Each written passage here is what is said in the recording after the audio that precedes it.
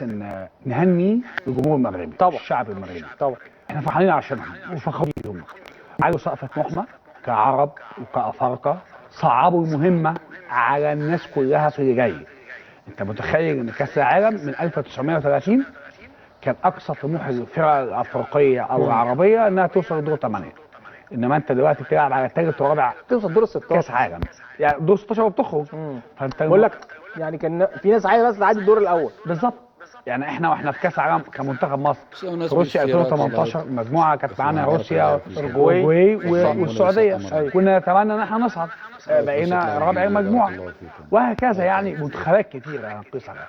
لكن عموما المغرب لازم يفخروا بشعبهم وبمنتخبهم، احنا فخورين بيهم جدا. اللي حصل ده هو انجاز، فعلا انجاز او اعجاز. يعني اكثر المتفائلين في العالم ما كانش يتوقع ان منتخب المغرب ممكن يوصل للمربع الذهبي في كاس العالم. وانا من هنا بقول شكرا لوليد الركراكي او الركراكي، لازم يمشي كفايه. يمشي طبعا. ليه؟ بص يا كابتن، انا مؤمن دايما لسه الراجل يا راجل، ده راجل شاب لسه. انا مؤمن دايما بنظريه ان في مستحيلات او حاجات مش هتتم تاني، فانت لازم تقول شكرا. يعني ايه مثلا؟ يعني ايمي جاكي لما كسب كاس العالم بفرنسا سنه 98 وفرنسا كانت البلد المستضيف، لكن ما كانتش هي من الثلاثه او الاربعه المرشحين. ايامها كانت ايطاليا بديل بيرو وبورتوفاجيو وجيل عظيم. طبعا رونالدو وبيبيتو وريفالدو ودي نيلسون في البرازيل، كان فريق عظيم. وكانت في منتخبات عظيمه جدا جدا، واسبانيا كانت قويه، والارجنتين بباتيستوتا ولوبيز واورتيجا كان فريق عظيم. لكن فرنسا كانت بلد مستضيف. لكن عمل ايمي جاكي ايه؟ صنع من الفسيخ شربات وكسب كاس عالم. عمل ايه ايمي جاكي؟ قال للاتحاد الفرنسي لكره القدم شكرا مع السلامه، انا مش ايوه بس وليد الركراكي يعني انت مش طالب منه ان هو ينافس على كاس العالم تاني، تمام. مش طالب منه ان هو يعمل فرقه قويه للمغرب ويستمر المنتخب المغربي بنفس القوه. القمه سهل، لكن الحفاظ عليه صعب. وليد الركراكي هيكون عايش في ضغوطات ان انت ثالث او رابع العالم، فانت مطالب تكسب كاس الافريقيه اللي جايه الف به. يعني انت دلوقتي على ارض الواقع انت اقوى منتخب في افريقيا. انت مطالب ان انت ما تقلش عن انجازك ده لو استمريت في كاس العالم اللي جاي في 2026. فانا بشوف ان دي فرصه عظيمه له، وهو 47 سنه وهو مدرب عاش في فرنسا واكتسب خبرات من اللعب في انديه فرنسيه وعمل انجازين للكره المغربيه.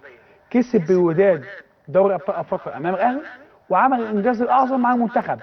فدي فرصه بالنسبه له انه يخرج هو شخصيا من الباب الكبير مع منتخب المغرب عشان يحافظ على اسمه ومشروع. وجهه نظري ما يتحرقش. انا مختلف معاك. شوف مش عشان وليد الركراكي بس، لكن انا بفكر عشان التجربه المغربيه، مغربي، وان انا عندي مدرب دلوقتي رائع ووصلني للمركز الثالث او الرابع عالميا.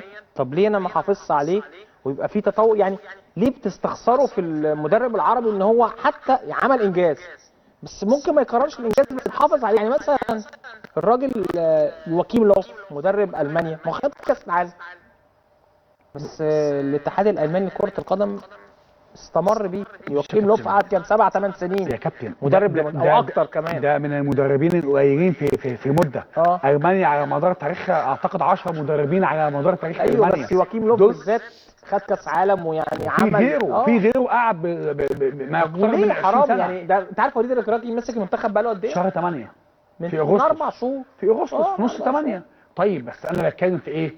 الصحافه. انت بتتكلم على وليد الركراكي نفسه، ان انت عايز تحافظ عليه ان هو خلاص عمل انجاز فما يتحرقش بعد كده. عايز لكن انا بتكلم على منتخب مغربي عايز هو ارسل قواعده، يبقى عندي منتخب قوي ويستمر. هلاقي احسن منه فين؟ الصحافه المغربيه والاعلام المغربي زي مصر بالظبط، بل اكثر حده وقوه في النقد. فوليد الركراكي هيبقى عليه ضغوطات كبيره جدا جدا مع المنتخب المغربي، وفي اول مطب قد نخسر حد مشروع قوي قد يفيد المغرب بعد كده.